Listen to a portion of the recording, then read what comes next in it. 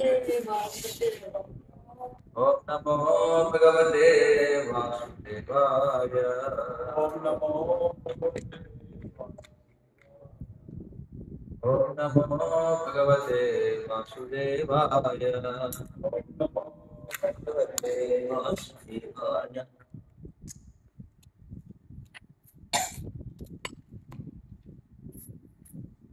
శ్రీమద్ భాగవతం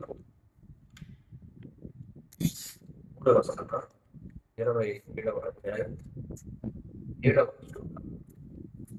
సర్వభూత సమత్వేన సమత్వేన నిర్వైరేణ నిర్వైరేణ ప్రసంగతః అసంగతః బ్రహ్మచర్యేణ బ్రహ్మచర్యేణ మౌనేన మౌనేన స్వధర్మేణ స్వధర్మేణ వదీయసా పరదీయసా సర్వభూత సమత్వేన సర్వభూతసమత్వేన సర్వభూత సమత్వేన సర్వభూతసమత్వేన నిర్వైరేణ ప్రసంగతః నిర్వైరేణ ప్రసంగతః నిర్వైరేణ ప్రసంగతః నిర్వైరేణ ప్రసంగతః బ్రహ్మచర్యేణ మౌనేన బ్రహ్మచర్యేణ మౌనేన బ్రహ్మచర్యేణ మౌనేన బ్రహ్మచర్యేణ మౌనేన స్వధర్మేణ వదీయసా స్వధర్మేణ పర్యసా స్వధర్మేణ వదీయసా స్వధర్మేణ పర్యసా సర్వభూత సమత్వేన సర్వభూతసమత్వేన నిర్వైరేణ ప్రసంగతః నిర్వైరేణ ప్రసంగతః బ్రహ్మచర్యేణ మౌనేన బ్రహ్మచర్యేణ మౌనేన స్వధర్మేణ వదీయసా స్వధర్మేణ పర్యసా సర్వభూతసమత్వేన సర్వభూత సమత్వేన నిర్వైరేణ ప్రసంగతః నిర్వైరేణ ప్రసంగతః బ్రహ్మచర్యేణ మౌనేన స్వధర్మేణ వదీయసా సర్వభూతసమత్వేన సర్వభూత సమత్వేన నిర్వైరేణ ప్రసంగతః బ్రహ్మచర్యేణ మౌనేన బ్రహ్మచర్యేణ మౌనేన స్వధర్మేణ పర్యసా స్వధర్మేణ వదీయసా సర్వభూత సమత్వేన నిర్వైరేణ ప్రసంగతః బ్రహ్మచర్యేణ మౌనేన స్వధర్మేణ వదీయసా సర్వభూతసమత్వేన సర్వభూత సమత్వేన నిర్వైరేణ ప్రసంగతః నిర్వైరేణ ప్రసంగతః బ్రహ్మచర్యేణ మౌనేన బ్రహ్మచర్యేణ మౌనేన స్వధర్మేణ బలీయసా స్వధర్మేణ వదీయసా. సర్వ సర్వ భూత భూత జీవుడు సమత్వేన సమముగా కాంచుచు నిర్వైరేణ శత్రుత్వం లేకుండా అప్రసక్తత సందిగ్ధ సంబంధము లేకుండా బ్రహ్మచర్యేణ బ్రహ్మచర్యంతో మౌనేన స్వధర్మేణ స్వధర్మంతో బలీయసా ఫలం అర్పించుచు. అనువాదం భాష కృష్ణ భగవాన్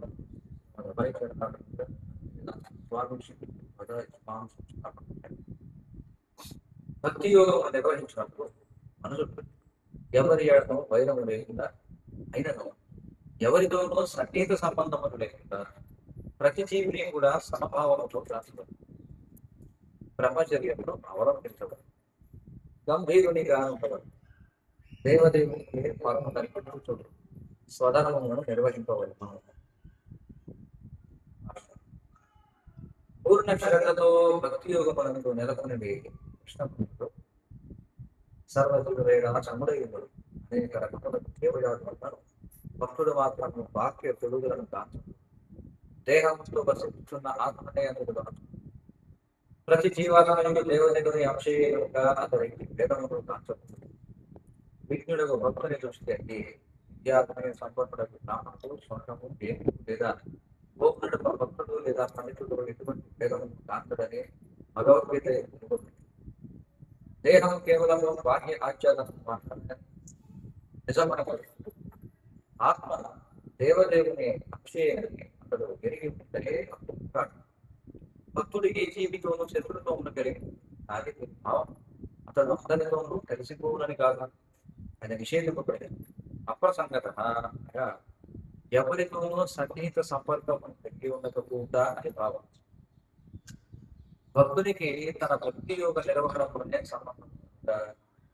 తన లక్ష్య పురోగతికై అతడు కేవలం భక్తులతోనే కలవడం. ఇతరులతో కలయవలసిన అవసరం ఏమాత్రం లేదు. ఎవరిని శత్రుభావంతో కాల్చకుండానో అతని వ్యవహారం భక్తి యోగం నెలకొనిన వారితోనే సంబంధం కలిగి ఉంటాడు. భక్తుడు బ్రహ్మచర్యమును పాటుడు. బ్రహ్మచర్యం అనేది మైథున సుఖం నుండి పూర్తి విరమణను కోరడు. కేవలం భార్యతో సంతృప్తి చెందుతాడు. బ్రహ్మచర్య వ్రతం కంటే ఏది ఏమైనా మైథున సుఖమును వర్జించుటయే ఉత్తమోత్తమహిమం. అదే అత్యంత వాంఛితం. అది సాధ్యము కానిచో భక్తుడు ధర్మానుసారముగా వివాహం అంటే భార్యతో ప్రశాంతముగా జీవించవచ్చు. భక్తుడైన వాడు అనవసరముగా మాట్లాడరాదు. గంభీరుడైన వానికి ప్రజల్లోనకు సమయమే ఉంటుంది. అతడు ఎల్లప్పుడూ భక్తి భావనలో కృష్ణ భక్తి భావనలో తలమోదలై ఉంటుంది. అతడు ఎప్పుడు మాట్లాడినను కృష్ణుని గురించి మాట్లాడు. మౌనమను దాని భావంలో మనుషుడు మాట్లాడకూడదని కాదు, అతడు అప్రసంగము చేయరాదని దాని భావం. కృష్ణుని గురించి పలుకుట ఎందు అతడు అమితోత్సాహము కలిగి ఉండదు. ఇచ్చట వర్ణింపబడిన మరి యొక్క ముఖ్యాంశము స్వధర్మము అంటారు. శ్రీకృష్ణ భగవానుని నిత్య సేవకునిగా వర్తించుట లేదా కృష్ణ భక్తి భావనము పనిచేయుట అని దాని భావం అదే. శ్రీకృష్ణ భగవానుని నిత్య సేవకునిగా వర్తించుట లేదా కృష్ణ భక్తి భావనము పనిచేయుట అని దాని భావం. స్వధర్మం అని దాని భావం. ఇక బలీయస అనగా సమస్త కర్మల ఫలములను దేవదేవులకు అర్పించుట. భక్తుడెన్నడును తన ఇంద్రియ భోగాలను పనిచేయడు. తానేది అర్జించినను పూజించినను వరదించినను భక్తుడు దాని అంతటిని శ్రీకృష్ణ భగవానుడి అర్పణము ప్రారంభించారు.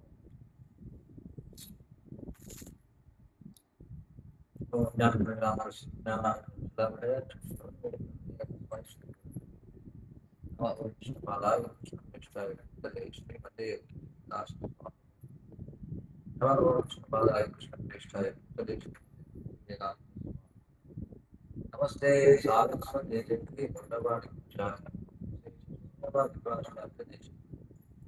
जय श्री कृष्ण चैतन्य प्रभु नित्यानंद हरे कृष्णा कृष्ण कृष्णा हरे हरे हरे राम राम राम हरे हरे.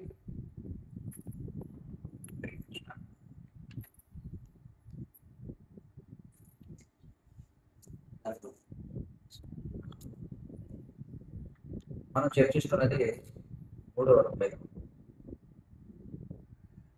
27వ అధ్యాయం. ఈ అధ్యాయం పేరు ప్రకృతి అవగాహన. శ్రీమద్ భాగవతం కాలంలో చూస్తే మొదటి స్కందం అంతా కూడా దీని గురించి వివరిస్తుంది. మొదటి స్కందం అంతా కూడా అసలు ఈ భాగవతం అనేది ఎలా వచ్చింది, ఈ భాగవతం యొక్క నేపథ్యం ఏమిటి, బ్యాక్గ్రౌండ్ ఏమిటి, ఏ పరిస్థితులలో ఈ భాగవతం అనేది చెప్పాల్సి వస్తుంది, అసలు భాగవతం అంటే ఏంటి అనేది మొదటి స్కందంలో మనకు చర్చకు వస్తుంది. మరి మొదటి స్కందం ఎలా పూర్తవుతుంది చివరికి అంటే పరీక్షిత్ మహారాజు సుఖదేవ గోస్వామిని ప్రశ్నించడంతో మొదటి స్కందం పూర్తవుతుంది. మరి సుఖదేవ గోస్వామిని పరీక్షిత్ మహారాజు అడిగిన ప్రశ్నలు ఏమిటి తెలుసా ఎవరికైనా? మొట్టమొదట ఆయన అడిగిన ప్రశ్న ఏమిటి? మొదట ఆయన ఒక ప్రశ్న వేశారు. అంటే అందులో అది 2 అనుకోవచ్చు, 1 అనుకోవచ్చు. ఒకటే ప్రశ్న ఆయన అడిగింది మొట్టమొదట. ఏమిటి ఆయన అడిగిన ప్రశ్న? మరణమాసన్నమైన వాడు చేయవలసిన పని ఏమిటి? రెండవది, సాధారణంగా ప్రతి జీవి కూడా చేయాల్సిన పని. ఇది ఆయన అడిగిన మొదటి ప్రశ్న. ఏమిటది? మరణమాసన్నమైన వాడు చేయవలసిన పని ఏమిటి? మరి మరణమాసన్నమైన వాళ్ళు అంటే ఎవరు? చావు దగ్గర పడిన వాళ్ళు. అంటే మరి ఎవరికి చావు దగ్గర పడింది అనేది మనకి ఎలా తెలుస్తుంది? మీకు ఎవరికైనా తెలుసా మీ చావు ఇప్పుడు వస్తుంది?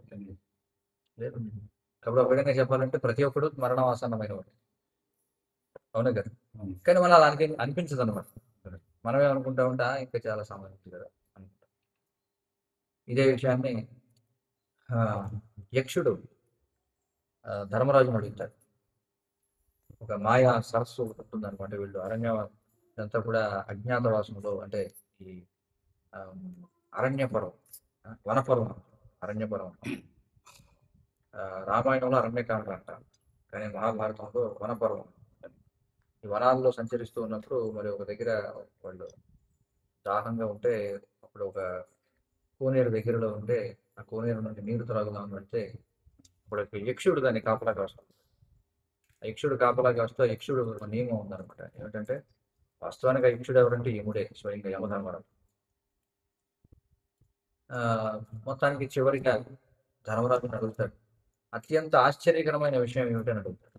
ప్రపంచంలోనే అత్యంత ఆశ్చర్యకరమైన విషయం ఏమిటంటే ఇప్పుడు ధర్మరాజు అంటాడు, అహాని అహాని భూతాని గచ్చంతి ఇహయమాలయం. చూడండి, అహాని అహాని చూడండి. ఆ, అహోరాత్రులు అని చెప్పంటాం.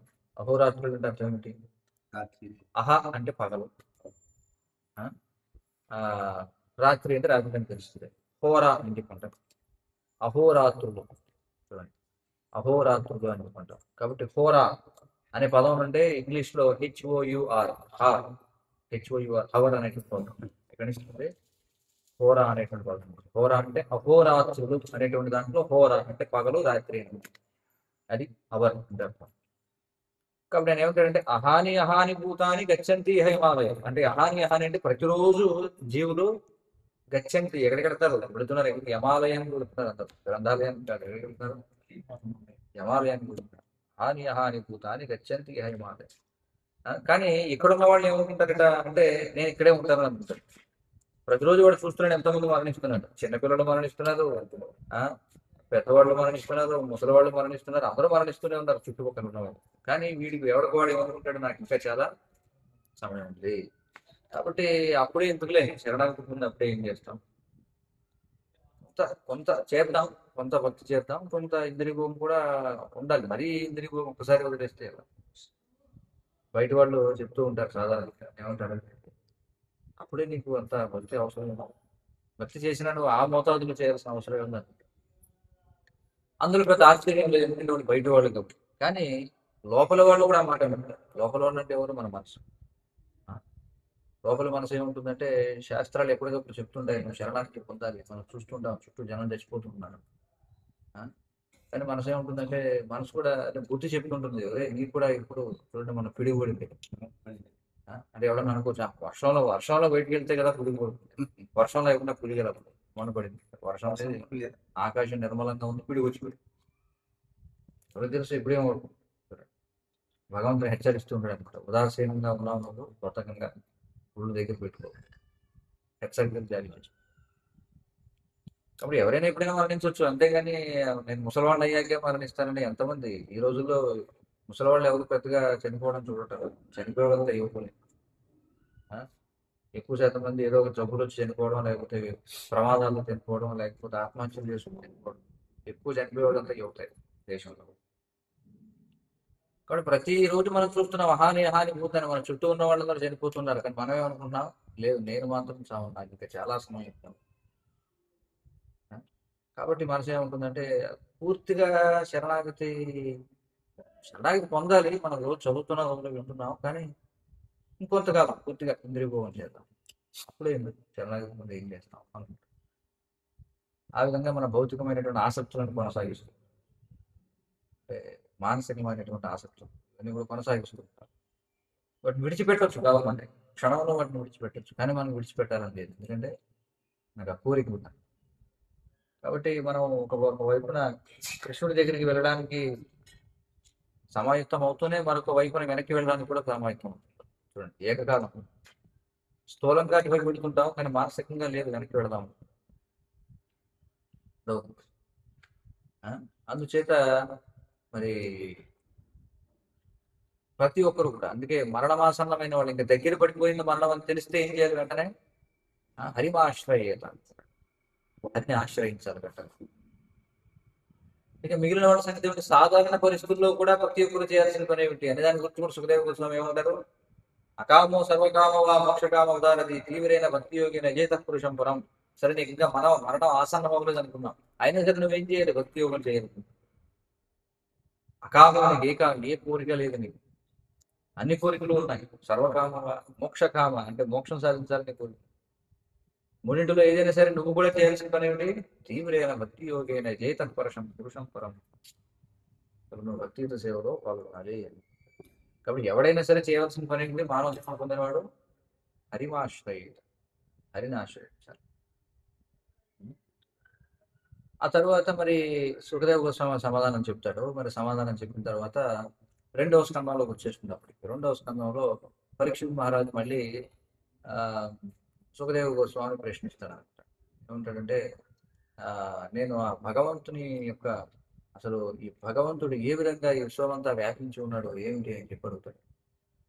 అడిగితే అప్పుడు మళ్ళీ ఆయన ఆ రెండవ స్కందంలో పురుష సూక్త వివరణం అంటే ఈ యొక్క విరాట్ రూప వర్ణన గురించి తెలియజేస్తాడు. ఏ విధంగా మరి ఆ పరమ పురుషుడు విరాట్ రూపంలో ఈ విశ్వమంతా వ్యాప్తి చెంది ఉన్నాడనేది వివరిస్తాడు.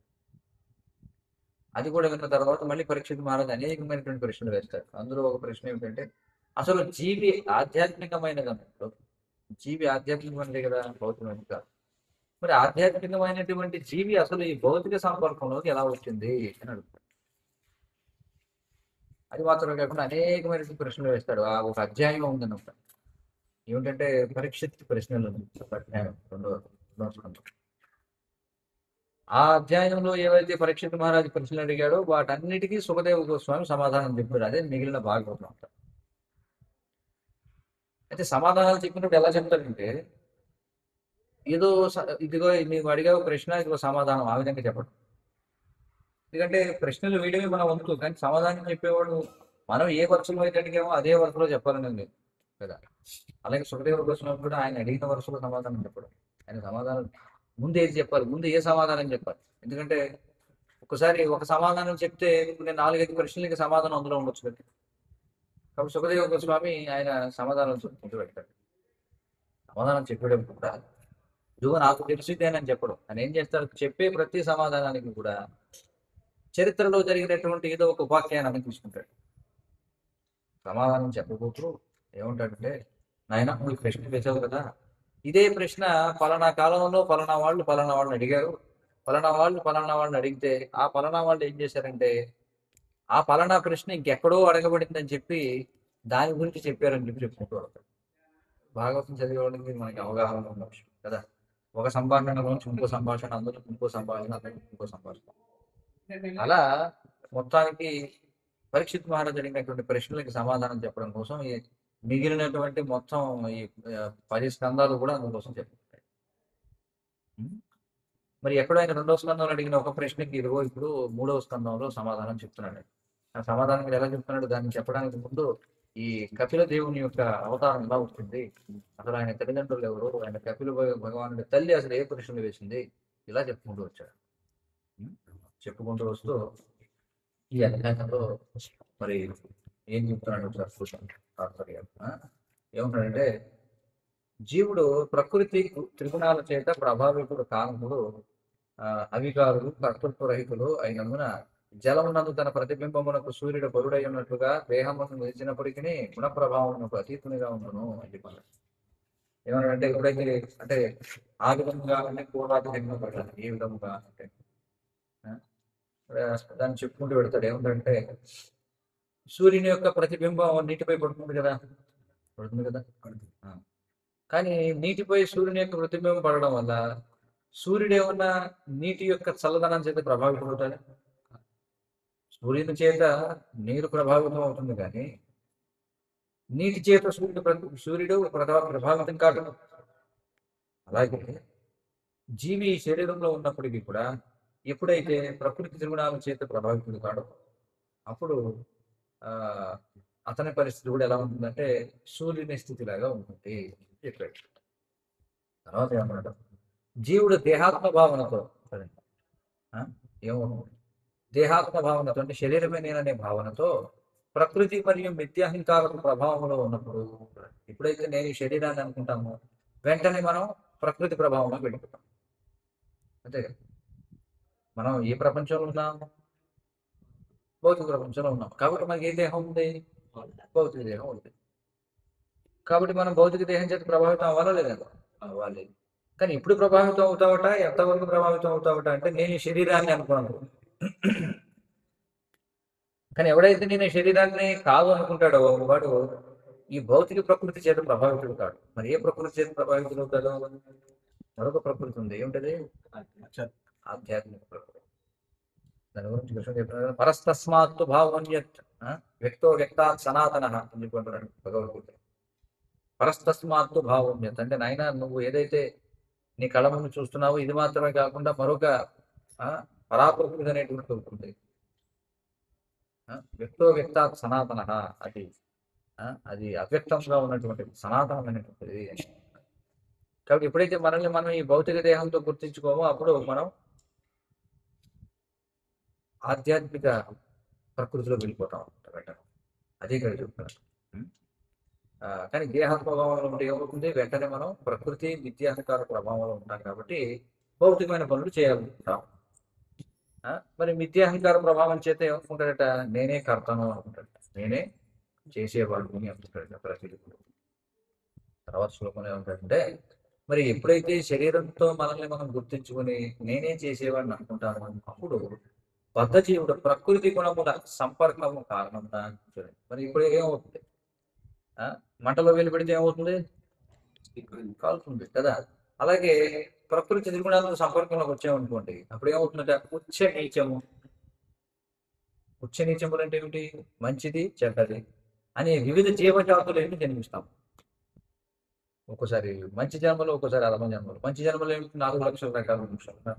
ఆ 4 లక్షల రకాల మనుషుల్లో కూడా మరి ఆటవిక జాతి వాళ్ళ దగ్గర నుంచి బ్రహ్మదేవుడు వరకు అందరూ మనుషులే కదా.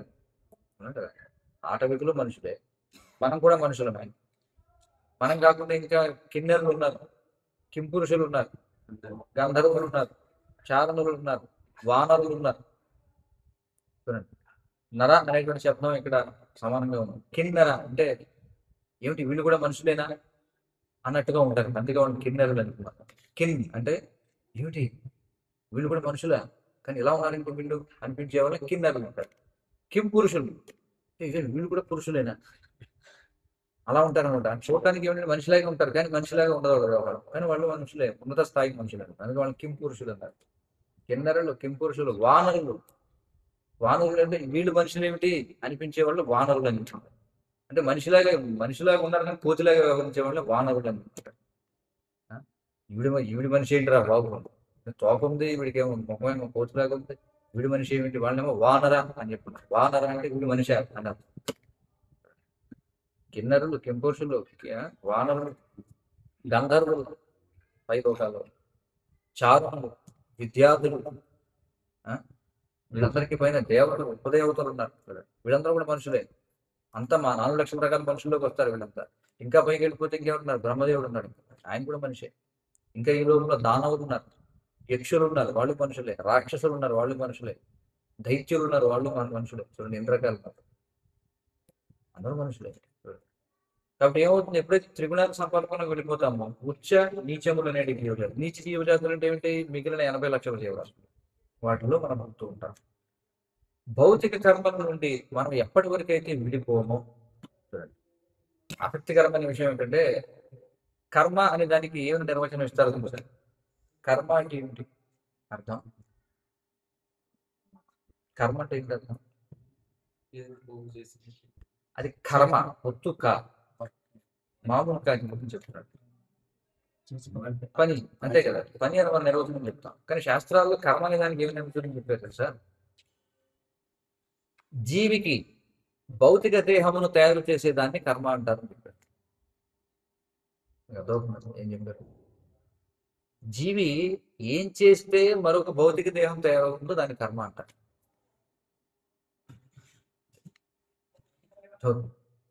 కాబట్టి మన దాని నుంచి విడిపడనంత వరకు దోషకర్మల కారణం చేత మనం ఉచ్చ నీటి జన్మలను స్వీకరించాల్సి ఉంటుంది. ఆ తర్వాత ఏమంటాడంటే వాస్తవానికి జీవుడు భౌతిక అస్తిత్వానికి పరమైన వాడు, మనం పరమైన వాళ్ళమే. కానీ ప్రకృతిపై ఆధిపత్యం చెలాయించాలనే నైజము కాకుండా అతని సంసారము అంతము కాకుండా. ఎందుకని సంసారం అంటే ఏమిటి అర్థం? పునరపి జననం, పునరపి మరణం, పునరపి జనని జఠరే శయనం.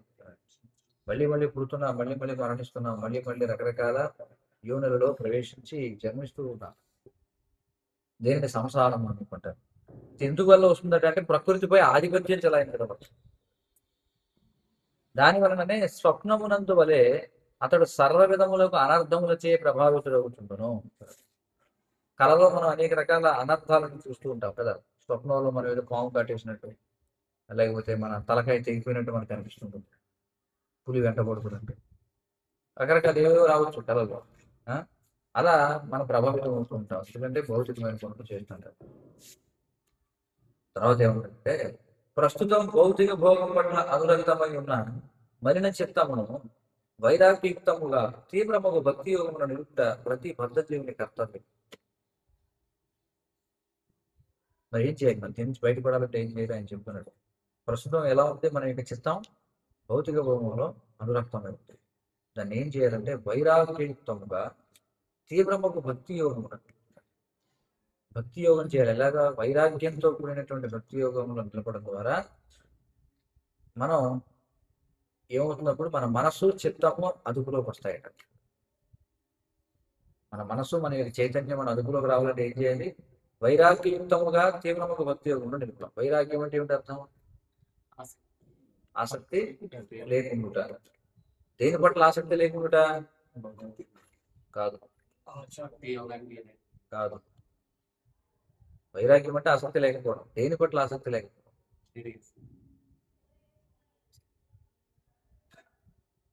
భౌతిక ప్రపంచం పట్ల ఆసక్తి లేకపోతే అది నిజమైన వైరాగ్యం కాదు. దేని పట్ల ఆసక్తి ఉండదు? ఇంద్రియ భోగం పట్ల ఆసక్తి లేకపోతే ఆయన వైరాగ్యం అంటారు. అలా కాకుండా ఇంద్రియ భోగం పట్ల ఆసక్తి ఉంది, ఇంద్రియ భోగం పట్ల ఆసక్తి ఉంచుకొని భౌతిక ప్రపంచం పట్ల ఆసక్తి లేదంటే దాన్నే పలుకు వైరాగ్యం అనుకుంటారు. వాడి మిథ్యాచారి అని చెప్పుకుంటారు. అంటే లోపల భోగించాలని కానీ వాడి ఏం చేస్తాడు? లోపల భోగించాలన్నప్పటికీ ఇది మనకి సంబంధం లేదు. అదే ఆచార్యులు చెప్తున్నారు. ఏమంటారంటే, ప్రాపంచికతయా భూత్యా హరి సంబంధి వస్తున ముముక్షు పరిత్యాగో వైరాగ్యం పల్గు కథ్యతే అన్నారు. ప్రాపంచికతయా భూత్యా, ప్రాపంచిక బుద్ధితో. ఇప్పుడు ఈ స్మార్ట్ ఫోన్ ఉంది, ఈ ప్రాపంచిక బుద్ధితో అంటే దీనిని మనం అంటే మనం ఒకవేళ భగవంతునికి సేవలో ఉపయోగించగలిగితే మనం ఉపయోగించాలి. అంటే దీన్ని ఉపయోగించడం ద్వారా మనం చాలా చక్కగా దీన్ని భక్తియుత సేవలో ఉపయోగించవచ్చు అనుకుంటే, మనం ఉపయోగించగలిగితే, మనకు ఆ సామర్థ్యం ఉంటే మనం దాన్ని ఉపయోగించాలి. దాన్ని ఉపయోగించగలిగే సామర్థ్యం ఉండి కూడా నువ్వు దాన్ని ఇది మనకి సంబంధం లేదని దూరంగా పెడితే అప్పుడు ఏమంటారంటే దాన్ని పలుకు వైరాగ్యం అంటారు. కాబట్టి అనాసక్తి ఉండకూడనిది భౌతిక ప్రపంచం పట్ల కాదు, ఇంద్రియ భోగం పట్ల అనాసక్తి ఉండాలి. దాన్ని వైరాగ్యం అంటారు. కాబట్టి దానితో ఏం చేయాలంటే తీవ్రమైన భక్తి యోగంలో నిలపాలి. ఒకటి ఆ విధంగా ప్రతిదాన్ని కూడా భగవత్ సేవలు మనం వినియోగించగలిగినదా, వినియోగించలేమని కూడా దాని జోలికి వెళ్ళం. అర్థం? ఎవరైనా వివాహం చేసుకున్న తర్వాత మరి భార్యను నేను భక్తి యోగంలో నిలుపగలుగుతున్నాను అంటే భార్యను స్వీకరించవచ్చు. కానీ అలా చేయలేను ఏం చేయాలి? దూరంగా ఉంటారు. వివాహం చేసుకోకూడదు అంతే. సులభం. ఏదైనా అంతే. అర్థమవుతుంది. సో అట్లా మనకి ఇక్కడ ఏం చెప్తున్నారంటే, అది భక్తి యోగం నిలపడం ప్రతి బద్ధ జీవుని కర్తవ్యం. ఆ విధముగా అతని మనసు చిత్తం పూర్తిగా అదుపులోకి వస్తాయి. అప్పుడు మాత్రమే మనసు చిత్తం అదుపులోకి ఉంటాయి, లేదంటే అదుపులో ఉండవు. చూడండి, అంటే ఇక్కడ రహస్యం చూడండి. ఎప్పటి వరకైతే మనం ఏదో ఒక వస్తువు నేను భోగించగలను అని అనుకున్నాము, అంటే ఈ వస్తువుని నేను భోగించగలను అనుకుంటే అప్పుడు మన మనసు మన నియంత్రణలో ఉండదు. ఏ వస్తువు అయినా కావచ్చు.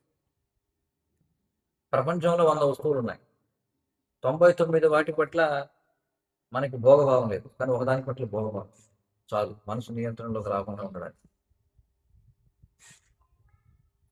కాబట్టి 100కి 100% మనం భోగభావనని విడిచిపెడితేనే మనసును నియంత్రించగలం. అప్పటి వరకు మన మనసుని నియంత్రించలేము. అందుకే దానికి చాలా సమయం పడుతుంది. సమయం పడుతుందండి. మనం ఇప్పుడు కొన్ని వస్తువులే చూసాం.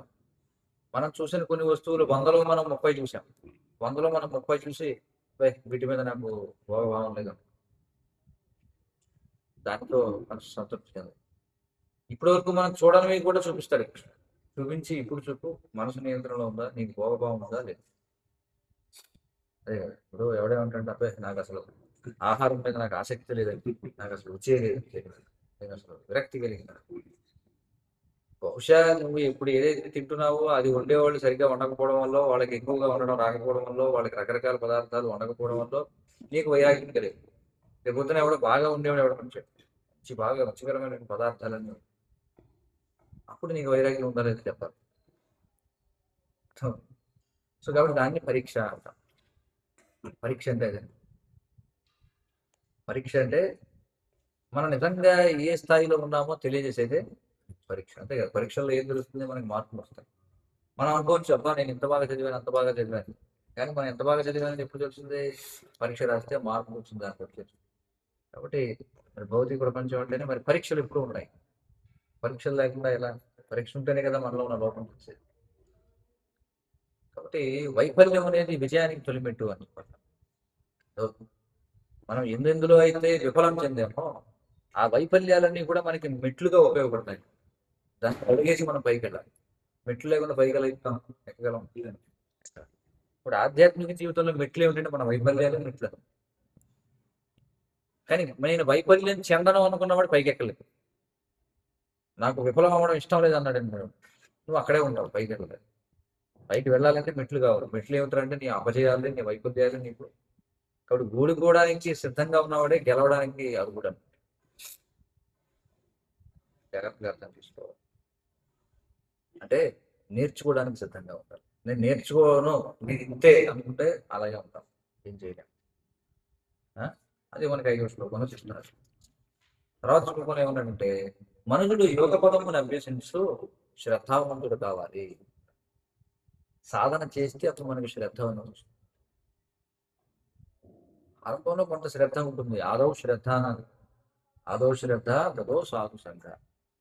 ముందు శ్రద్ధ ఉండాలి, తర్వాత సాధు సంఘంలోకి మనం వస్తాం. అంతే కదా. మనం నమ్మకం లేని వాళ్ళ దగ్గరికి వెళ్తాం మనం లేదు. మనకి ఎంతో మంది నమ్మకం ఉంటుంది, అందుకే సాధువుల దగ్గరికి వస్తాం. వస్తే సాధువులు ఏం చేస్తారు, భజన క్రియ. అలాగే భజన క్రియలో నిమగ్నం చేస్తారు. భజన క్రియ జరుగుతుంటప్పుడు ఏమవుతుంది, ఆ? అనర్థ నివృత్తి జరుగుతుంది. అసలు భజన క్రియ చేయడానికి అనర్థ నివృత్తి ఎలా అవుతుంది? అసలు భజనే చేయడం లేదు, భగవంతునికి సేవ చేయకపోతే నీకు అనర్థాలు ఎలా పోతాయి? ఇప్పుడు భజన క్రియ చేయాలి, అప్పుడే మన అనర్థాలు వేయడం.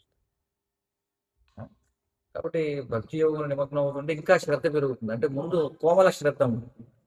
కోమల శ్రద్ధ అంటే కొద్దిగా శ్రద్ధ, కానీ ఆ శ్రద్ధని అలాగే ఉండిపోకూడదు. ఇంకా బలమైన శ్రద్ధ మనకు కావాలి. అది ఎప్పుడు వస్తుంది అంటే ఇంకా సాధన చేస్తుంటే వస్తుందన్నమాట. నా కథా విషయం శ్రవణ కీర్తనములు కావిస్తూ. నా కథా విషయం అంటే ఎవరి గురించి?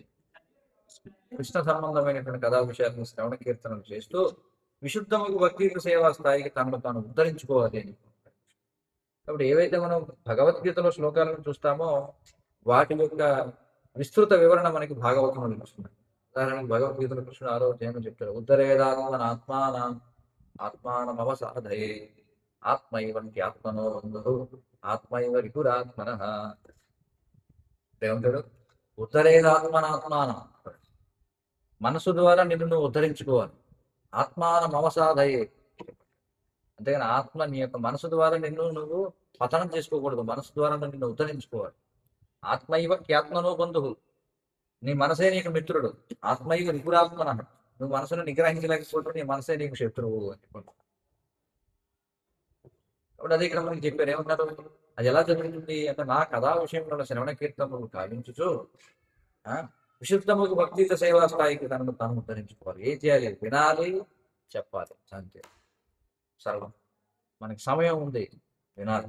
వినడం ఎలా వినటం, పుస్తకం ద్వారా చదవడం ద్వారా మనం వినొచ్చు.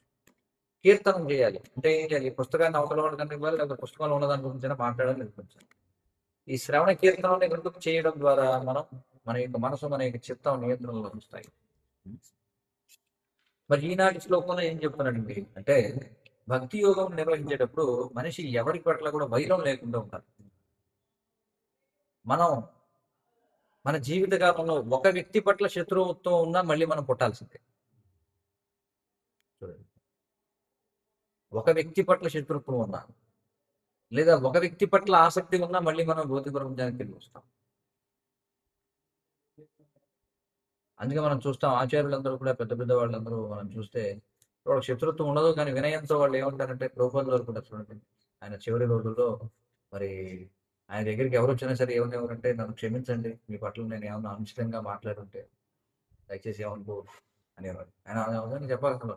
ఆయన ఎప్పుడు ఎవరి ప్రతి ఒక్కరి క్షేమం కోసం ఆయన మాట్లాడారు తప్ప ఎవరిని ఇప్పుడు దూషించాలని ఎప్పుడు మాట్లాడారు. కానీ ఆయన వినయంతో ఆయన ఉదాహరణ నెలకొల్పుతున్నారు. ఎందుకంటే మనం మరణించేటప్పటికి మనం ఎవడు మన శత్రువులు ఉండకూడదు. ఎవరినైనా ఒకడి మనసు ఒకడి పట్ల మనం ఏదైనా శత్రుత్వంతో మరణించామనుకో మళ్ళీ దాని గురించి పుట్టాలి. ఎలా పుడతాం తెలుసా? వాడు మన కొడుకుగా పుడతాడు, లేదా వాడు మన తండ్రిగా పుడతాడు. రుణాలు బంధాలు అంటారు వీటిని. పూర్వజన్మలో ఎవరికైతే రుణం ఉన్నామో మనం ఏం చేస్తాం? రుణం ఉన్నామంటే ఏంటి అర్థం? వాడికి చెల్లించాలి కదా. కాబట్టి వాడు మన పుత్రుడిగా పుడతాడు, వాడికి మనం బాగా చెల్లిస్తాం. చిన్నప్పటి నుంచి వాడికి ఖర్చు పెట్టి వాడిని పెంచి పెద్ద చేసి వాడిని చదివించి అన్ని చేసిన తర్వాత వాడు అమెరికాకి, లేకపోతే వాడు ఎటు పోతాడు, లేదా ఆత్మ చేసుకుంటాడు, చచ్చిపోతాడు, ఏదో అవుతుంది మొత్తాన్ని. ఏమేంటి అయిందంటే రుణం అయిపోయింది. అందుకే మనం ఈ జీవితంలో అన్ని రుణాలని తీర్చేసుకోవాలి. ఒకవేళ మీరు అలాంటి ఏమైనా శత్రుత్వ భావన ఉన్నా వాళ్ళకి, బాబు నువ్వేం అనుకోకు, నీ పట్ల నాకేం లేదని ఒక క్షమాపణ చెప్పు, లేకపోతే నీ పట్ల నాకేం శత్రుత్వం లేదనో అక్కడికక్కడ సర్దుమణం చేసుకుని క్లియర్ చేసుకోవాలి అకౌంట్లో. ఇది ఒక అయితే సరే, శత్రుత్వం ఎవరి పట్ల లేదు, కానీ గులాబ్ జామ్ అంటే చాలా ఇష్టం. ప్రభుపాదులు చెప్తారు, నీకు ఒక గులాబ్ జామ్ తినాలనే కోరిక మిగిలిన నువ్వు మళ్ళీ పుట్టాల్సిందే. మన గులాబ్ జామ్ అంటే మనకి ఎన్నో కోరికలు, ఈ లోపల మరణించితే ఏమవుతుంది? మనం ఖచ్చితంగా పుట్టాం, అవునా కదా? అందుకే చెప్తాం, ఒక జన్మలో అయిపోయింది కాదు. అందుకే ఇప్పుడు నిరాశ చెందకూడదు అనమాట. అయ్యో అయ్యో అయ్యో నేను చేయలేకపోతున్నాను, అది అవ్వదు, అది అంతే. ధైర్యం ఉండాలి. నేను ఎంతవరకు అయితే నేను సాధన చేశానో అది మాత్రం పదిలంగా ఉంటుంది. ఖచ్చితంగా మరి ఇప్పుడు మనం ఎంతో కొంత సాధన చేశాం కాబట్టి ఖచ్చితంగా ఒకవేళ మనం మరణించాల్సి వస్తే కృష్ణుడు చెప్తున్నాడు 6వ అధ్యాయం ఏం చెప్తున్నాడు? విఫల యోగి యొక్క లక్ష్యం ఏంటి? కృష్ణుడు దయ చూడండి, ఆయన ఏం చేస్తాడంటే, నీకు ఒక గులాబ్ జామ్ తినాలని కోరుకుంటుంది, కానీ బాగా భక్తి చేశాడు. అందుకోసం కృష్ణుడు ఏం చేస్తాడంటే, మళ్ళీ నీకు జన్మనివ్వడానికి ముందుగా నేను స్వర్గలోకాలకు పంపిస్తాడు. కృష్ణుడు చెప్తున్నాడు, చేతం భుక్త్వా స్వర్గలోకం విశాలం. భౌతిక కోరికతో నువ్వు మరణించిన భక్తి చేస్తూ దాని గురించి నీకు గులాబ్ జామ్ అంటే ఇష్టం కదా, నీకు స్వర్గలోకానికి పంపించి గులాబ్ జాముకి చాత ముత్తాదలు లాంటివన్నీ లభించే చోటికి పంపిస్తాడు. అక్కడికి వెళ్ళాక కొన్ని వేల సంవత్సరాలు ఇంద్రియభోగం చేసే అవకాశం ఇస్తాడు. చూడండి, ఇది మిశ్రమ భక్తిని ఇస్తే వచ్చే ఫలితం. మిశ్రమ భక్తి చేస్తే అది ఆయన చెప్పేది. అలా కాకుండా ఏ విధమైన భౌతిక కోరిక లేకుండా ఒకవేళ ఒక వ్యక్తి చాలా శ్రద్ధగా చేస్తూ ఏదో కారణం చేత పతనం అవుతే అలాంటి వాడికి ఏమంటున్నాడు? వాడికి నేను ఒక శుచీనాం శ్రీమతాంకి, వారికి మహాభక్తుల కుటుంబాల్లో లేకపోతే గొప్ప గొప్ప ఆచార్యుల కుటుంబాల్లో జన్మిస్తాడు. అదే ఒకటి. రెండోది ఏమిటి? బాగా డబ్బు ఉండి ఉన్న కుటుంబాల్లో పుట్టడం, శ్రీమంతుల కుటుంబాలు. రెండు రకాలు. శ్రీమంతుల కుటుంబాల్లో ఎవరు పుడతారంటే ఇదిగో ఇలా భౌతిక కోరిక ఉండి భక్తి చేసిన వాళ్ళు. అది కూడా వాడికి అది ఇవ్వడానికి ముందు స్వర్గలోకాలు అనేది తిప్పుతాడు చక్కగా, మన జాయ్ రైడ్ అట్లా. అలా స్వర్గలోకాలకు వెళ్ళి అన్ని చూసి రావచ్చు. అక్కడ అన్ని అక్కడ జరిగే ఆర్కెస్ట్రాలు, అక్కడ మ్యూజికల్ నైట్లు, తర్వాత ఇవన్నీ చూసి రావచ్చు అన్నమాట. వచ్చిన తర్వాత మళ్ళీ ఇంకొక అవకాశం వస్తుంది. కాబట్టి ఏంటంటే ఈ కోరిక ఉన్నా మళ్ళీ మనం పుట్టాల్సిందే, ఇది మనం అర్థం చేసుకోవాలి. అందుకే ఏం చేయాలి? నిజంగా ఆ కోరిక ఉంటే ఎవరికైనా ఏం చేయాలంటే వీలైనంతగా గులాబ్ జామ్ చేసి కృష్ణుడికి నివేదన చేసి ఈ జన్మలోనే ఎక్కువ తిని దాని పట్ల విరక్తి పెంచుకోవడం మేలు. సో అది ప్రక్రియ. ఎందుకంటే కృష్ణుడు చెప్తాడు కదా, అకామో సర్వకామవా మోక్షకామో దారి చెప్తాడు. ఏం చేసినా సరే నీకు ఎలా ఉన్నానో భక్తి చేయాల్సి. కాబట్టి అందుకే ఇప్పుడు ఏమిటంటే ఎవరి పట్ల వైరం ఉండకూడదు, అయినా ఎవరితోనూ సన్నిహిత సంబంధాలు కూడా లేకుండా ఉండాలండి. సన్నిహిత సంబంధాలు అంటే ఏమిటి అర్థం? అవసరం కంటే ఎక్కువగా సంబంధం పెట్టుకోకూడదు ఎవరు. అవసరం కంటే ఎక్కువ సంబంధం ఏమిటి అంటే, నీకు భక్తి వ్యవహారం కోసం ఎంతవరకు కావాలో అంతవరకు సంబంధం పెట్టుకోవాలి, కానీ అంతకుమించి ఎవరితోనూ వైరము ఉండకూడదు, ఎవరితోటి స్నేహము ఉండకూడదు. అది మనం తెలుసుకోవాలి. సమభావంతో చూడాలి. సమభావంతో చూడటం అంటే అందరిని ఒకలా చూడమని కాదు. సమభావం అంటే చాలాసార్లు తప్పుగా అర్థం చేసుకుంటారు అందరూ. సమభావం అంటే అందరినీ సమానంగా చూడటం అంటే దాన్ని సరిగా అర్థం చేసుకోవాలి. సమభావం అంటే ఎవరికి ఏ విధమైన గౌరవాన్ని ఇవ్వాలో ఆ గౌరవాన్ని ఇస్తే దాన్ని సమభావం అంటారు. సమభావం అన్నారు కదా, ప్రతిరోజు కూడా ఆవుకి ప్రణామం చేయమన్నారు కదా, ఆవుకి ప్రణామం చేయాలి, అది దానికి ఇచ్చే సమర్పణ. పులికి కూడా వెళ్ళి నువ్వు తలకాయ వచ్చి ప్రణామం చేసావు, లేపడానికి తలకాయ ఉంటుంది, అంతే కదా, ఉంటుందా తలకాయ? పైకి నీకు లేవడానికి తలకాయ ఉన్నది తీసేస్తారు. కాబట్టి దాన్ని గౌరవించడం విధంగా ఆవునేమో వెళ్ళి ప్రణామం చేయడం ద్వారా గౌరవించాలి, దాన్ని వెళ్ళి దాన్ని రుద్దితే దాన్ని గౌరవించడం అనమాట. పాముని ఎలా గౌరవించాలి? దూరంగా ఉండాలి, దగ్గరికి వస్తే చంపడం ద్వారా దాన్ని గౌరవించాలి. అది సర్పాన్ని గౌరవించడం అన్నమాట. విష జంతువులను ఎలా గౌరవించాలంటే చంపడం ద్వారా. అంటే నీ జోలికి వస్తాయి, జోలికి రాకుండా దూరంగా వెళ్ళి ఏం చేయాల్సిన అవసరం.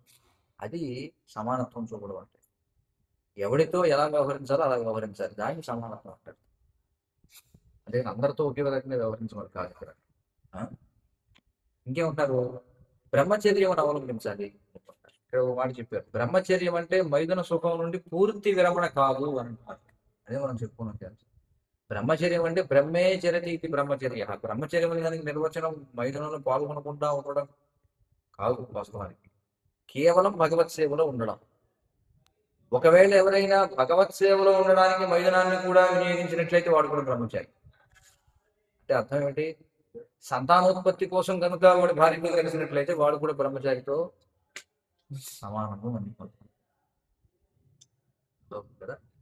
అంటే ఒక వ్యక్తి అంటే వివాహం చేసుకోకుండా ఉండడం అనే బ్రహ్మచర్యాన్ని పాటిస్తూ లోపల ఒకవేళ మైథునం గురించి ఆలోచించే కంటే కూడా వాడికంటే మెరుగైన బ్రహ్మచారి ఎవరు? వివాహం చేసుకుని సంతానాన్ని కంటే భగవత్ సేవ కోసం, కానీ ఎల్లప్పుడూ భగవత్ సేవ గురించి ఆలోచిస్తే వాడు మెరుగైన బ్రహ్మచారి.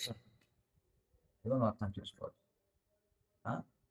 కానీ ఇక్కడ చెప్తున్నారు కేవలం భార్యతో సంతృప్తి చెందుటయు బ్రహ్మచర్య వ్రతము కిందే వస్తుంది. అంటే కేవలం భార్యతో మాత్రమే ధర్మబద్ధమే. కానీ అలా అని చెప్పి భార్యతో కూడా సంతానం కోసం కాకుండా ఊరికి ఇంద్రియ తృప్తి కోసం కలుస్తున్నాను అలా చేస్తే సరే, నీకు లైసెన్స్ ఉంది అంటే ఇది ఎలాంటిదంటే ఇప్పుడు చూడండి, ఒక వ్యక్తి అనొచ్చు భార్యతోనే కదా కలిస్తే ఏమవుతుంది. అది ఎలాంటిదంటే గవర్నమెంట్ ఆమోదం ఉన్న బెల్ట్ షాప్లోకి వెళ్ళి మందు తాగడం.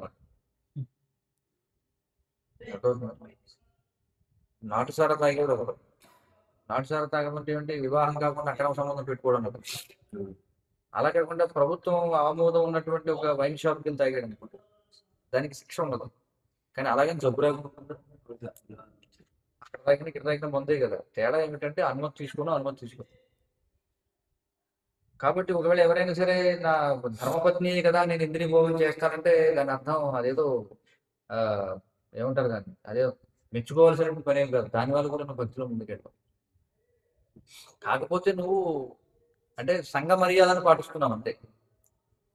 సంఘ మర్యాదను పాటిస్తున్నావు తప్ప దానివల్ల నీకు భక్తికి అడ్డంకి కాదని కాదు. భక్తికి అడ్డంకి. అందుకే ఇక్కడ ఏమవుతాను, ఏది ఏమైనా అంటే వివాహం చేసుకున్నా సొంత భార్య అయినా కూడా మైథున సుఖమును వర్జించటమే ఉత్తమ విధానం, దాన్ని వదిలిపెట్టడమే ఉత్తమ విధానం. అదే అత్యంత వాంఛితం అని చెప్పుకుంటారు. ఇంకా చెప్పాలంటే అసలు దాన్ని భౌతిక ప్రపంచంలో ఈ మైదానాన్ని విడిచిపెట్టడమే అత్యంత ఉన్నతమైన స్థితి. అది సాధ్యం కాకపోతే భక్తుడు ఏం చేయొచ్చంట?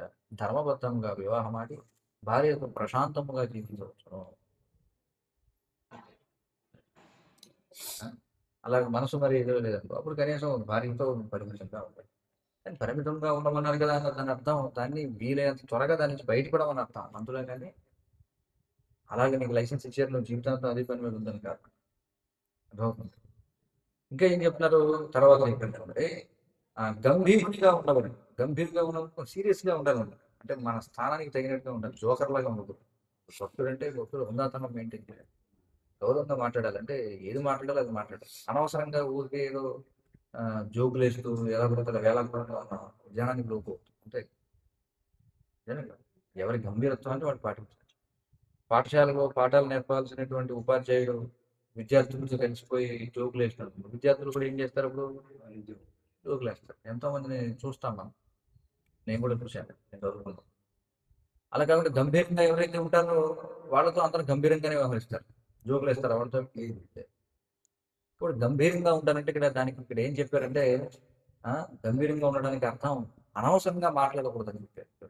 అప్రసంగం చేయకూడదు. అప్రసంగం అంటే ఏంటి? ఆ, ఎవరికి ఉపయోగపడదు అనమాట. సంఘం అంటే ఏంటి? సంఘం అంటే మనం ఒకటితో కలిసామంటే మన వల్ల వాడికి లాభం జరగాలి.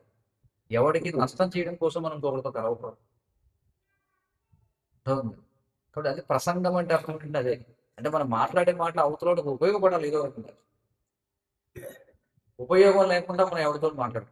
అదే చెప్పారు ఇక్కడ. అప్రసంగం అనేది చేయరాదు చెప్పుకుంటున్నారు. మాట్లాడాలంటే కృష్ణుడి గురించి మాట్లాడు. కృష్ణుడి గురించి మాట్లాడడం వల్ల అమితోత్సాహం కలిగి ఉండాలి. దాన్ని కూడా మౌనం అంటాను. నేను ఇక్కడ చెప్పాను కదా, బ్రహ్మచర్యేన ఆ, ఆ, మౌనేన స్వధర్మేణ బలియస. ఇక్కడ మౌనేన అనే దానికి గంభీరంగా ఉండాలని చెప్పారు.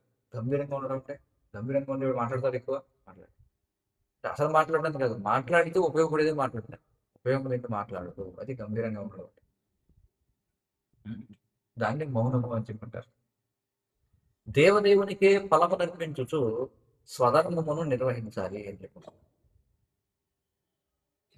భగవంతుడికే ఫలము నర్పిస్తూ అంటే మనం చేసే ప్రతిదాని యొక్క ఫలితాన్ని ఎదుగేది భగవంతునికి అర్పిస్తూ స్వధర్మాన్ని నిర్వహించాలి.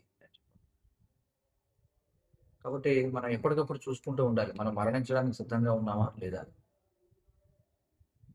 మరణించడానికి సిద్ధంగా ఉన్నారు మరి అందరూ. అంటే మరణించడానికి సిద్ధంగా ఉండడం అంటే అర్థం ఏంటి? ఎప్పుడు ఒక వ్యక్తి మరణానికి సిద్ధంగా ఉన్నట్టు?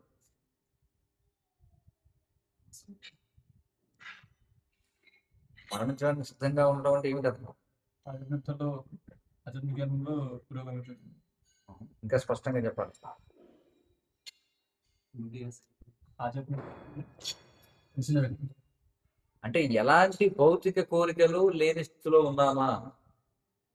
ఎలాంటి భౌతిక కోరికలు లేవంటే వాడు మరణానికి సిద్ధం అనమాట. అందుకని అలాంటి వాడు ముఖ్యంగా వచ్చేవరకు ఆగాల్సిన అవసరం లేదు. అర్థమవుతుంది కదా? ఆ? చెట్లు కూడా వేల సంవత్సరాలు జీవిస్తాయి, ఏం ప్రయోజనం చెప్పండి. సుఖదేవ గోస్వామి అంటాడు కదా, ఏం చెట్లు జీవించడంలా? సుఖదేవ గోస్వామి రెండో స్కందంలో చెప్తాడు, మరి చాలా అద్భుతంగా చెప్తాడు అది. ఆ? ఆ, కుమ్మరి తిత్తులకు కూడా ఊపిరితిత్తులు ఉన్నాయి. దానికి ఏం ప్రయోజనం దానివల్ల? ఆ? పొలం గట్లకు కూడా రంధ్రాలు ఉంటాయి, ఏం ప్రయోజనం వాటి వల్ల? నెమలకు కూడా నెమలికలకు కూడా కళ్ళు ఉంటాయి, ఏం ప్రయోజనం దానివల్ల? చెట్లు కూడా భుజాలు ఉంటాయి, ఏం ప్రయోజనం దానివల్ల అంటే? ఏమిటి అర్థం? చెట్లకు భుజాలు ఉన్నాయి, చెట్లకు చేతులు ఉన్నాయి కదా, బాహువులు అంటే భుజస్కంద అని చెప్పంటారు కదా. కానీ అది ప్రణామం చేయగలరా చెట్టు భగవంతుడి ముందుకు వచ్చి? లేదు. మరి నీకు ఉన్నాయి భుజాలు, ఇంకా ఏం ప్రయోజనం? ఇప్పుడున్న భగవంతుడికి ప్రణామం చేసేవా? చేయలేదు. నువ్వు చెట్టు అలాంటి వాడు. చెవులు ఉన్నాయి, ఏం ప్రయోజనం నీకు? పొలం గట్లు కూడా ఉన్నాయి రంధ్రాలు, అందులో ఏం దొరుకుతాయి? సర్పాలు దొరుకుతుంటాయి. ఆ? నీకు ఉన్నాయి చెవులు, ఏం ప్రయోజనం? అంటే భగవంతుడి గురించి విననటువంటి చెవులు ఏవైతే ఉన్నాయో అవి రంధ్రాలతో పోల్చారు అక్కడ, పొలం గట్లో ఉన్న రంధ్రాలతో పోల్చారు. ఒక వ్యక్తి జీవిస్తున్నాడంటే శ్వాసించాలి కదా. నువ్వు శ్వాసిస్తున్నావు, బతికున్నావు, ఏం ప్రయోజనం? భగవంతుడికి ఏమన్నా ఎప్పుడైనా ప్రణామం చేసావా, దండం పెట్టావా, స్తుతి చేసావా, స్తోత్రం చేసావా? ఎప్పుడైనా ఆయనకి ఏమైనా సేవ చేసావా అసలు నువ్వు? లేదు. నువ్వు శ్వాసిస్తున్నావు. కుమ్మరివాడ దగ్గర కొలిమి దగ్గర ఒక తిత్తులు ఉంటాయి చూడండి, బుస్సు బుట్టుకొని అవి కూడా శబ్దం వస్తుంటాయి. ఆ? అవి కూడా చేసుకున్నాయి, నీకేం ప్రయోజనం? ఇప్పుడు సుఖదేవ కోసం ఎలా చెప్తాడు. నీ కళ్ళు ఉన్నాయి, ఎప్పుడన్నా భగవంతుని యొక్క దివ్యమంగళ విగ్రహాన్ని చూసావా? రోజు గుడి ముందే వెళ్తావు. ఆ? భగవంతుడి మందిరం ముందే వెళ్తావు. ఎప్పుడన్నా దిగి లోపలికి వెళ్ళి ప్రణామం చేసి భగవంతుని దర్శించుకున్నావా? లేదు కదా. అలా అయితే నీ కళ్ళు, అలా అయితే నీకు ఉన్నాయి కళ్ళు, నెమలేకలో కళ్ళు ఉన్నాయి, ఏమిటి ప్రయోజనం? సుఖదేవ్ కోసం అడుగుతాడు. ఆ? కాబట్టి అట్లా ఇప్పుడు నాలుగు ఉంది నీకు, నాలుగుతో శబ్దాలు చేస్తూ ఉంటావు. కప్పలు కూడా శబ్దం చేస్తుంటాయి, బెక బెక బెక బెక బెకమని. ఎవరిని ఆకర్షిస్తాయి? బెకబెకమని చెప్పి ఆ? పాముని ఆకర్షిస్తాయి. అంతే కదా, పాముని ఆకర్షిస్తాయి. అలాగే నువ్వు కూడా బెకబెకమని ఏదో మాట్లాడుతున్నావు. భగవంతుడి గురించి ఎప్పుడైనా మాట్లాడావు జీవితంలో? నువ్వు జీవితంలో ఇప్పుడు భగవంతుడి గురించి మాట్లాడకపోతే నువ్వు మాట్లాడే మాటలు ఎంత వినసొంపుగా, నువ్వు సంస్కృతంలో మాట్లాడినా బెకబెకలు లాంటివి. ఎందుకంటే నీ మాటలతో నువ్వు భగవంతుడిని ఆకర్షించట్లా, ఎవరిని ఆకర్షిస్తున్నావు? కావుని ఆకర్షిస్తున్నావు, సర్పాన్ని ఆకర్షిస్తున్నావు. ఆ? అందుకే ఏం చెప్తున్నానంటే దేవదేవునికి ఫలము నర్పించుచు స్వధర్మమును నిర్వహించవలను అని చెప్పారు. ఇప్పుడు స్వధర్మం అంటే ఏమిటండి అంటే ఆ, శ్రీకృష్ణ భగవానుని నిత్య సేవకునిగా వర్తించుట లేదా కృష్ణ భక్తి భావనలో పనిచేయుట అని దాని భావం. ఇప్పుడు ప్రభుత్వం అడిగేవారు ఒక్కోసారి, are you ready to die? ఏమని చావడానికి రెడీగా ఉన్నాం అంటే భక్తులు వాళ్ళకి అర్థమైపోయేది వెంటనే ఏమి దేని గురించి అడుగుతారు. లేదు ప్రభుత్వం ఇంకా టైం ఉంది. ఓకే, మరణం ఎప్పుడైనా రావచ్చు కదా, కాబట్టి మనల్ని మనం కూడా పరీక్షించుకుంటూ ఉండాలి. ఇప్పుడు ఇంకో వారంలో మరణం వస్తే మన పరిస్థితి ఏంటి? భౌతిక కోరికలు వదిలేమో లేదు, మనకే తెలిసిపోతుంది మనం ఎక్కడికి వెళ్తాం మరణం నుంచి. భౌతిక కోరికలు ఉన్నాయి కాబట్టి నేను ఎలాగో ఆధ్యాత్మిక ప్రపంచానికి వెళ్ళేది లేదు, మోక్షం ఎలాగో రాదు. కాబట్టి ఇప్పుడు మనం ప్రస్తుతం ఏ పనులు చేస్తామో అవే మన భవిష్యత్తు నిర్ణయిస్తాయి. కాబట్టి మన చేతిలోనే ఉంది మన భవిష్యత్తు, అందులో సత్యం ఉంది. ఎందుకంటే మనం ఇప్పుడు ఎలా వ్యవహరిస్తున్నామో దాన్ని బట్టి మన యొక్క తర్వాత జన్మ అనేది ఆధారపడి ఉంది. ఇవన్నీ స్పష్టంగా అర్థం చేసుకుని దాని ప్రకారం మనం వ్యవహరించాలి.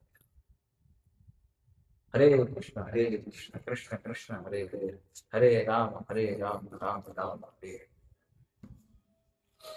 కాబట్టి నేనైతే మరణానికి సిద్ధంగా లేదు చెప్పాలి. హరే